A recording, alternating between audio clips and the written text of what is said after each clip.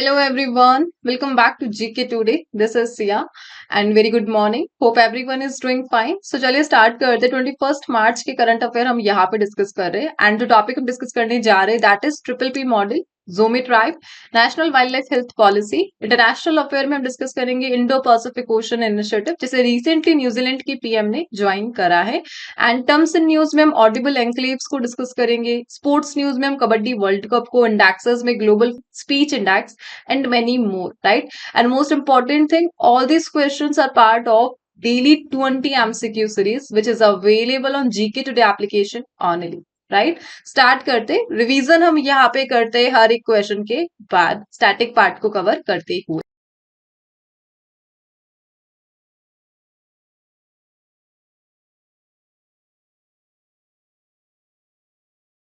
So the first question here on the screen, Indo-Pacific Ocean Initiative IPOI was launched by which country? So किस country ने join किया है IPOI को recently?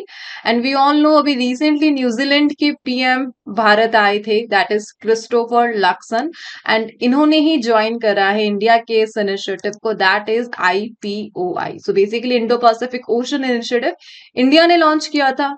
कब launch किया था? 2019 में नवंबर में। किस समिट के दौरान इसे लॉन्च किया गया? ईस्ट एशिया समिट के दौरान इसे लॉन्च किया गया था। और बेसिकली जो IPOI है इसके लिए एक बेस इनिशिएटिव था, that is Sagar initiative. So IPOI की नींव 2015 के सागर इनिशिएटिव के तहत रखी गई थी ईस्ट एशिया समिट के दौरान, राइट? सो इंडो पैसिफिक रीजन में जितनी भी कंट्रीज है उनके लिए समिट होती है, that is east Asia summit, और उस दौरान IPOI को लॉन्च किया गया जिसे रिसेंटली न्यूजीलैंड के पीएम ने ज्वाइन कराया है। IPOI का बेसिक एजेंडा क्या है? जो इंडो पैसिफिक रीजन है वहां पर रीजनल पीस और स्टेबिलिटी को बनाए रखना, यह इसका मेन ऑब्जेक्टिव है। न्यूजीलैंड की PM that is Christopher Luxon, इनका नाम ध्यान रखना है। इंडिया के विजिट पे रहे, यह है 16 मार्च से 20 मार्च तक। इसके अलावा IPOI के अलावा जो न्यूजीलैंड है इन्होंने इंडिया का एक major initiative that is CDRI इसे भी ज्वाइन करा है। सो CDRI इसका फुल फॉर्म क्या है? Basically the coalition for disaster resilient infrastructure. इसे भी इंडिया ने लॉन्च किया था 2019 में। इसका मेन ऑब्जेक्टिव क्या है कि डिजास्टर मैनेजमेंट करने के लिए डिफरेंट कंट्रीज में, उसके लिए CDRI एक मेजर इनिशिएटिव है। पीएम ने लॉन्च किया 2019 में और इसे न्यूजीलैंड ने रिसेंटली ज्वाइन करा। CDRI का हेडक्वार्टर ध्यान रखना इंडिया बेस्ड है, न्यू दिल्ली, राइट? इसी के साथ इंडिया ने न्यूजीलैंड के कौन से इनिशिएटिव को ज्वाइन करा है, that is also important India के पर्सपेक्टिव से, and that is combined maritime force. So combined maritime force recently India ने इसे ज्वाइन करा, एक मल्टीनेशनल फोर्स यूनिट है जो बेसिकली स्मगलिंग से कॉम्बेट करती है, पायरेसी को रोकती है, और इस फोर्स को जो कमांड करते हैं वो यूएस के नेवी वाइस एडमिरल करते हैं। प्रेजेंटली CMF इसमें टोटल 46 मेंबर्स है और इंडिया इसका पार्ट बन चुका है। CMF से एक यूनिट अभी न्यूज में रही थी, दैट इज CTF 150, जिसे एग्जैक्टली न्यूजीलैंड का जो नेवी है वह लेड करता है। और जो CTF 150 है वो किस रीजन में काम करता है? बेसिकली रेड सी में, गल्फ ऑफ एडन में, इंडियन ओशन में एंड गल्फ ऑफ ओमान में, यहाँ पर एक्टिव है CTF 150 जो कि पार्ट है कंबाइंड मैरीटाइम फोर्सेस का, जिसे रिसेंटली इंडिया ने ज्वाइन करा, राइट? एंड इसी के साथ न्यूजीलैंड, यहाँ की जो कैपिटल है दैट इज वेलिंगटन, और यहाँ की करेंसी कौन सी है? New Zealand dollar. प्राइम मिनिस्टर कौन है? Christopher Luxon. और यहाँ के जो इंडिजिनस पीपल है उन्हें कहा जाता है द माउरी कम्युनिटी। और हेड ऑफ स्टेट कौन है? बेसिकली ब्रिटिश के जो राजा है किंग्स चार्ल्स थर्ड, वो हेड ऑफ स्टेट है न्यूजीलैंड के। सो कभी किसी टाइम पर ब्रिटेन का कब्जा था न्यूजीलैंड पर। और न्यूजीलैंड और इंडिया में एक सिमिलैरिटी कि 1947 में ही न्यूजीलैंड को आजादी मिली थी, और किससे मिली थी? ब्रिटिश किंगडम से, right? Now let's move to the next slide. यहाँ पे हम डिस्कस करते हैं इंटरनेशनल अफेयर्स से related question, and that is Alex Didier Aime has been elected as PM of which Caribbean country, और हैती के यह रिसेंटली पीएम बने हैं। Recently where was the 19th CII India Africa business conclave inaugurated, और ये new Delhi में हुआ था। इमानुएल आद्रगो has been appointed as the PM of which country, और बुर्किना फासो के यह पीएम अपॉइंट हुए हैं। Recently India sign the security of supplies arrangement, और ये किस कंट्री के साथ साइन किया गया? यूएस के साथ, यूनाइटेड स्टेट के साथ यह साइन किया गया। एंड ऑकस्ट rock shelter recently in news due to discovery of ancient genomes is located in which country? ये साउथ अफ्रीका में लोकेटेड है। एंड 2025 को ईयर ऑफ कम्युनिटी ये किस कंट्री ने डिक्लेयर किया था? यूनाइटेड अरब अमीरात ने इसे डिक्लेयर करा, यूएई ने। एंड ऑनलाइन सेफ्टी अमेंडमेंट इस बिल को रिसेंटली किसने पास करा? ऑस्ट्रेलिया ने इसे पास किया है। Now let's move to the next slide. Next is which ministry has launched the National Innovation Challenge for Drone Application and Research, the NIDAR, under the SWAYAN initiative. So recently किस मंत्रालय ने SWAYAN पहल के तहत drone अनुप्रयोग और अनुसंधान के लिए राष्ट्रीय नवाचार चुनौती शुरू की है, and that is by ministry of IT, ministry of electronics and information technology ने निडार को रिसेंटली लॉन्च करा है, और यह पार्ट है द SWAYAN इनिशिएटिव का। फर्स्ट ऑफ ऑल हमें समझना है SWAYAN इनिशिएटिव क्या है यह। सो SWAYAN इनिशिएटिव इसे अप्रूवल मिला था जुलाई 2022 में। इसका एम क्या है?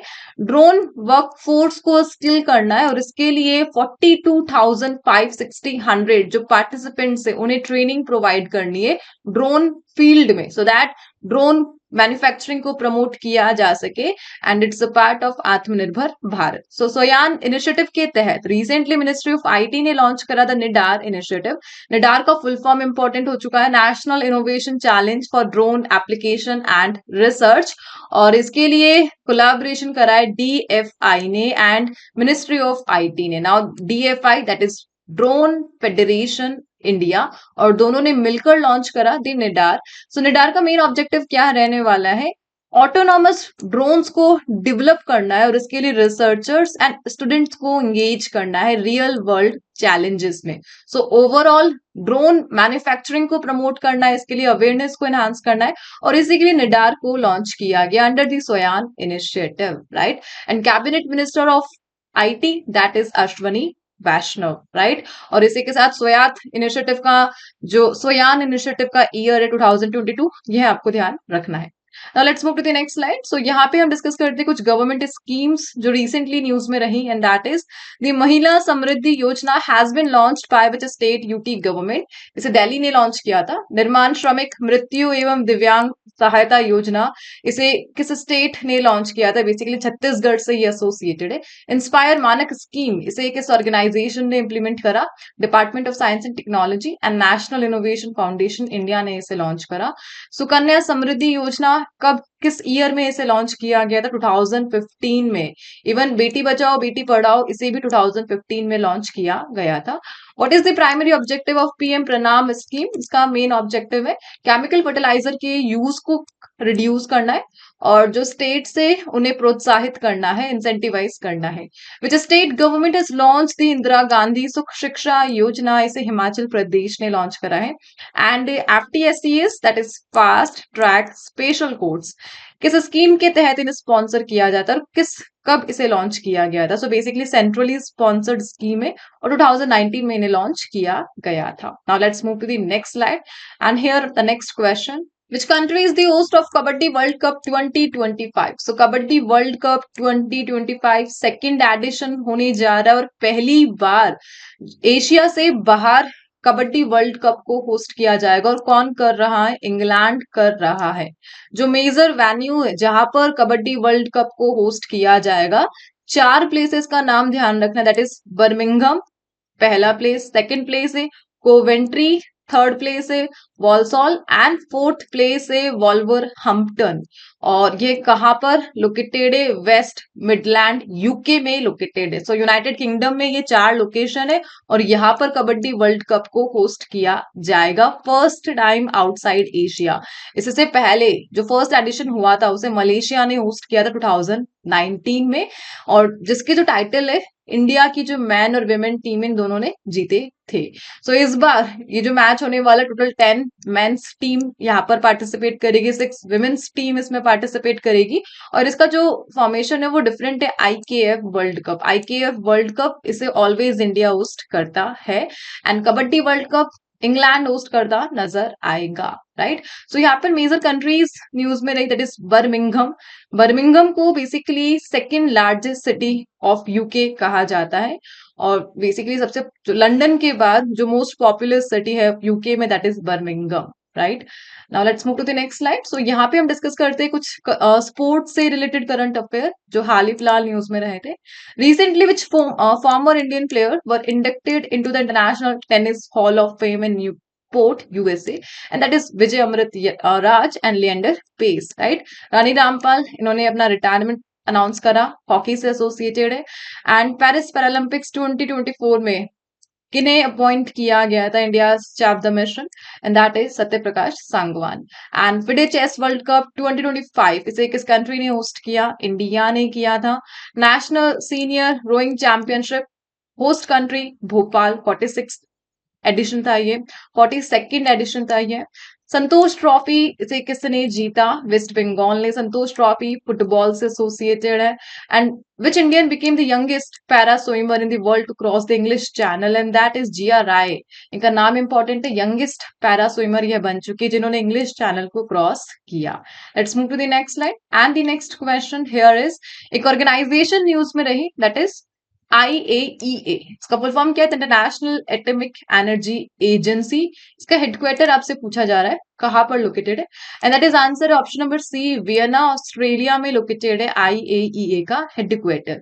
सो रिसेंटली IEA ने इंडिया को प्रेज किया, इंडिया को शाबाशी दी है। बेसिकली इंडिया का जो डायनेमिक न्यूक्लियर सेक्टर है उसको उसकी प्रशंसा की गई है वर्ल्ड लेवल पर IAE के द्वारा। IAE इसका मेन ऑब्जेक्टिव क्या है? न्यूक्लियर टेक्नोलॉजी के यूज को यह प्रमोट करती है पीसफुली एंड सेफली और यूनाइटेड नेशन का यह पार्ट है। 1957 में इस बॉडी को फाउंड किया गया था। एट नाउ 178 इसके मेंबर है। वियना ऑस्ट्रेलिया में इसका हेडक्वार्टर है और न्यूक्लियर सेफगार्ड को यह इंश्योर करती है और बेसिकली वर्ल्ड लेवल पर इंस्पेक्शन और सर्वेलेंस को प्रमोट करना इसका मेन ऑब्जेक्टिव है। और रिसेंटली इंडिया के जो न्यूक्लियर सेक्टर है उन्हें प्रशंसा मिली IAE से। सो बेसिकली IAEA इसे atoms for piece and development के नाम से भी जाना जाता है। UN के अंडर एक ऑटोनॉमस बॉडी है यह, right? Now let's move to the next slide. And the next question, which city has become home to India's first triple P model based green waste processing plant? So, India की एक ऐसी city जिन्होंने launch करा है the first triple P model green waste processing plant और यह city बन चुका है इंदौर। इंदौर जिसे most clean city of India कहा जाता है और इन्होंने एक ट्रिपल P मॉडल को लॉन्च करा है सो दैट जो ग्रीन वेस्ट है उसको यूज किया जा सके under the Swachh Bharat mission urban, right. Indore का नाम ध्यान रखना है और ऐसा पहली बार हुआ है, फर्स्ट ऑफ इट्स काइंड का यह क्वेश्चन है। सो ये जो ग्रीन वेस्ट प्लांट इन्होंने बनाया है इसके थ्रू ये क्या करेंगे? ग्रीन वेस्ट को वुडन पैलेट्स में कन्वर्ट करेंगे और इन पैलेट्स को यूज किया जाएगा फॉर दी एनर्जी प्रोडक्शन और इस प्रकार इको फ्रेंडली जो एनर्जी प्रोडक्शन है उसको प्रमोट किया जाएगा। एनर्जी कंजर्वेशन और पॉल्यूशन को रिड्यूस करना इसका मेन ऑब्जेक्टिव है और ओवरऑल वेस्ट का मैनेजमेंट, क्लीननेस और जो IMC है गार्बेज फ्री सिटीज विजन इनको प्रमोट किया जाएगा इंदौर के द्वारा। So overall triple P model, triple P का फुल फॉर्म क्या होता है? पब्लिक प्राइवेट पार्टनरशिप, इसे लॉन्च करा इंदौर ने, राइट। एंड यहाँ पर स्वच्छ भारत मिशन की बात की जा रही है, ऑफिशियली कब इसे लॉन्च किया गया था सोचिए। सो 2 अक्टूबर 2014 को ऑफिशियली स्वच्छ भारत मिशन को लॉन्च किया गया था। स्वच्छ भारत मिशन के लिए जो प्राइमरी बॉडी है कौन सी है? That is ministry of housing and urban affair. And इसी के साथ इन स्वच्छ भारत मिशन का मेन ऑब्जेक्टिव क्या है? ओपन जो भी क्लीननेस है, बेसिकली सफाई को प्रमोट करना, यह मेन ऑब्जेक्टिव है स्वच्छ भारत मिशन का, right. Now let's move to the next slide and here the next is Zomi tribe is primarily found in which state of India? So tribes in news, Zomi community news में रही, कहाँ पर यह पाई जाती हैं? And basically यह पाई जाती हैं नागालैंड में, मिजोरम में, मणिपुर में एंड असम में, राइट? सो बेसिकली मणिपुर जहां पर प्रेसिडेंट रूल लगा हुआ है। नाउ द क्वेश्चन, मणिपुर में प्रेसिडेंट रूल कब लगा? Let me know in the comment box. अभी रिसेंट फैब में लगा है, डेट कौन सी है आपको बताना है। एंड रिसेंटली जोमी ट्राइब ये न्यूज में रही बिकॉज मणिपुर में चल रहा है दी एथनिक क्लैश। बेसिकली जो मैती कम्युनिटी है वहां पर हमार कम्युनिटी एंड जोमी कम्युनिटी, इनके बीच में आपस में जो भी झगड़ा चल रहा है उसके कारण यह जो ट्राइब है अभी न्यूज में रही। और रिसेंटली जो हमारे जोमी लीडर्स है इन्होंने मणिपुर में, बेसिकली मणिपुर के चुराचांदपुर रीजन में पीस को रिस्टोर करने के लिए एग्रीमेंट को साइन करा था आफ्टर क्लैशेस। बट रिसेंटली यहाँ पर फिर से क्लैश हो गया है। यहाँ पर फ्लैग होइस्टिंग की गई थी जोमी ट्राइब ग्रुप के द्वारा और इसका विरोध किया जो अगेंस्ट पार्टी थी हमार एंड मई थी, और इसके कारण वापस क्लैश देखने को मिल रहे मणिपुर में। एंड ओवरऑल इनमें भी एक टेम्पररी पीस एग्रीमेंट हुआ था। दैट्स वाई यह न्यूज हम क्वेश्चन में देख रहे हैं। और ओवरऑल आपको ध्यान रखना है जोमी ट्राइब ये नागालैंड, मिजोरम, मणिपुर एंड असम से एसोसिएटेड है। इन्हें चिन, मिजो और कुकी के नाम से भी जाना जाता है। तिब्बतो बुर्मन ग्रुप से ये एसोसिएटेड है। कहाँ कहाँ पर ये पाए जाते हैं? इंडिया, म्यांमार, बांग्लादेश में यह पाए जाते हैं। इसी के साथ एंड मैतेई ये भी कहाँ से एसोसिएटेड है? मणिपुर से यह एसोसिएटेड है। Let's move to the next slide. So यहाँ पे हम कुछ रीसेंट ट्राइब्स को डिस्कस करेंगे जो रिसेंटली न्यूज में थी। That is the Kuki tribe, यह पाई जाती है नॉर्थ ईस्टर्न इंडिया में। जुआंगा ट्राइब उड़ीसा में। And Cholanaickan tribe is primarily found in which state? Kerala में। न्योकम युल्लू फेस्टिवल यह है अरुणाचल प्रदेश का सेलिब्रेट फेस्टिवल है। और कौन सी ट्राइब इसे सेलिब्रेट करती है? That is Nyishi tribe. Soliga tribe किस स्टेट से एसोसिएटेड है? तमिलनाडु एंड कर्नाटका से। द मिसिंग ट्राइब किस स्टेट में पाई जाती है? असम एंड अरुणाचल प्रदेश में। The next is Baneshwar fair, यह भील ट्राइब से एसोसिएटेड है। Let's move to the next slide and the next question. The national wild life health policy is initiated by which organization? और इसे इनिशिएट करा है द सेंट्रल जू अथॉरिटी ने, the NWHP। Basically government of India ने create करा है national wild life health policy so that जो wild life disease monitoring and research है उसे एनहांस किया जा सके। और जो सेंट्रल जू अथॉरिटी है वो रिसेंटली इस प्रोग्राम पर वर्क कर रही है so that wild life health and जो जोनेटिक डिजीज है इनको कंट्रोल किया जा सके। And WHP basically national wild life action plan 2017 से लेकर 31 उसका पार्ट है, जिसमें ओवरऑल 103 कंजर्वेशन एक्शन और डिजीज सर्वेलेंस प्रोटोकॉल्स को इंक्लूड किया गया है। ओवरऑल NWHP इसे इनिशिएट करता है central zoo authority, right? Now the question, NWHP को कब स्टार्ट किया गया था? 2023 में इसे स्टार्ट किया गया था। सेंट्रल जू अथॉरिटी इसके लिए रिस्पॉन्सिबल है और वन हेल्थ अप्रोच को यह प्रमोट करती है, राइट? और इसी के साथ सेंट्रल जू अथॉरिटी 1992 में इसे बनाया गया था। गवर्नमेंट ऑफ इंडिया इसे चेयर करती है। Let's move to the next slide. And the next question is, what are audible enclaves that was recently mentioned in news? So audible enclaves ये news में रहा। So आप जितनी भी ब्लूटूथ डिवाइस यूज करते हो, लीड यूज करते हो, हेडफोन यूज करते हो, इन्हें कहा जाता है the audible enclaves. So small pockets of sound that remain undisturbed by surrounding noise. So एक टर्म आपने सीखी the audible enclaves, जिन्हें कहा जाता है बेसिकली हेडफोन को कहा जाता है द ऑडिबल एंक्लेव्स। हेडफोन इसका एक एग्जाम्पल है। सो ऑडिबल एंक्लेव्स ये क्वाइट होते हैं, साउंड पॉकेट्स होते हैं जो कि नॉइजी इन्वायरमेंट में एक पर्टिकुलर साउंड को सुनने के लिए हेल्पफुल है। और टेक्नोलॉजी को यूज करके जो साउंड है उसे डायरेक्ट स्पेसिफिक पीपल तक पहुंचाया जा सकता है, क्राउड में भी। और यह वर्क है द ऑडिबल एंक्लेव्स का। सो रिसेंटली एक स्टडी हुई थी, स्टडी में बताया गया कि जो ऑडिबल एंक्लेव्स है वो नॉन लीनियर इंटरेक्शन प्रोसेस को यूज करते हैं और इसीलिए यह न्यूज मेरा। ओवरऑल आपको ध्यान रखना है ऑडिबल एंक्लेव्स किस प्रोसेस को यूज करते हैं? नॉन लीनियर इंटरेक्शन प्रोसेस को। और यही कारण है कि एक पर्टिकुलर पर्सन को सुनाई देता है ओनली भीड़ में भी। Let's move to the next slide. What is the rank of India in the global free speech index? So index, free speech index, India की रैंकिंग क्या रही है इसमें? इंडिया की रैंकिंग रही 24। 33 कंट्रीज में से हमें रैंकिंग मिली है 24। स्कोर मिला है 62.6। हमारा जो स्कोर है वो साउथ अफ्रीका एंड लेबनान के बिटवीन है। और इस प्रकार जो सर्वे किया गया फ्यूचर ऑफ फ्री स्पीच के दौरान, उसने बताया कि किस प्रकार जो कंट्रोवर्शियल स्पीच है वो डिक्लाइन हो रही है और उसको सपोर्ट नहीं मिल रहा है। ओवरऑल इंडिया की रैंक 24 है ग्लोबल फ्री स्पीच इंडेक्स में, right. Let's move to the next slide. So यहाँ पे हम डिस्कस करते हैं कुछ रीसेंट इंडेसेस और रिपोर्ट से related question, and that is global fire power index में इंडिया की रैंकिंग 4 रही थी। Future pandemic preparedness and emergency response, इसे किसने पब्लिश करा? नीति आयोग ने। ग्लोबल टीबी रिपोर्ट, इसे रिलीज करा है वर्ल्ड हेल्थ ऑर्गेनाइजेशन ने। Travel and tourism development index, India की रैंकिंग रही 39। Next is which organization recently released the Pathways Out of the Polycrisis Poverty, Prosperity and Planet Report? इसे launch करा world bank ने। And Pathways and Strategic for Accelerating Growth in Edible Oils Towards Goal to आत्मनिर्भरता, यह report है। इसे किसने release करा? नीति आयोग ने। फिस्कल हेल्थ इंडेक्स, इसे लॉन्च करता है कौन? नीति आयोग। सो नीति आयोग की 3 रिपोर्ट्स यहाँ पर आ गई है। Note, please note. ठीक है, चलिए स्टार्ट करते हैं next question. And the next is what is the theme of national dope test? Let's move to the next slide. What is the theme of National Dope Testing Laboratory Annual Conference? So recently राष्ट्रीय dope परीक्षण प्रयोगशाला वार्षिक सम्मेलन हुआ।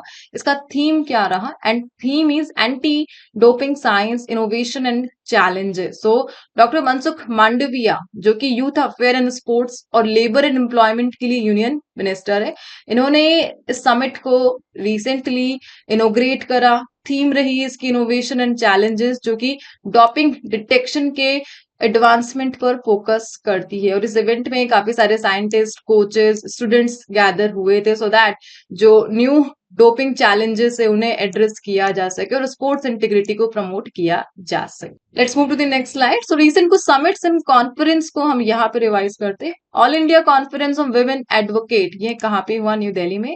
16th India games developer conference, ये हैदराबाद में हुआ। First Raisina Middle East conference, Abu Dhabi. World heritage young professional forum, इसे मिनिस्ट्री ऑफ कल्चर ने होस्ट करा। 9th international conference on waste to worth, इसे लॉन्च करा CII ने। 52nd कॉन्फ्रेंस ऑफ गवर्नर, ये कहाँ पे हुई? न्यू दिल्ली में। And ITU kaleidoscope academic conference 15th edition, और ये हुआ न्यू दिल्ली में, right. Let's move to the next slide. So इसी के साथ इस सेशन को यहाँ पे एंड करते हैं। एंड आज के जो क्विज के टॉपिक है that is awards, honours and person in news, इनके आंसर आपको कमेंट में देने हैं। एंड इसी के साथ एक मेजर वीडियो मैंने अपलोड करा है that is on Sunita Williams. Please watch that video also, right. So मिलते हैं नेक्स्ट सेशन के साथ। Till then please do revision and take care and thank you for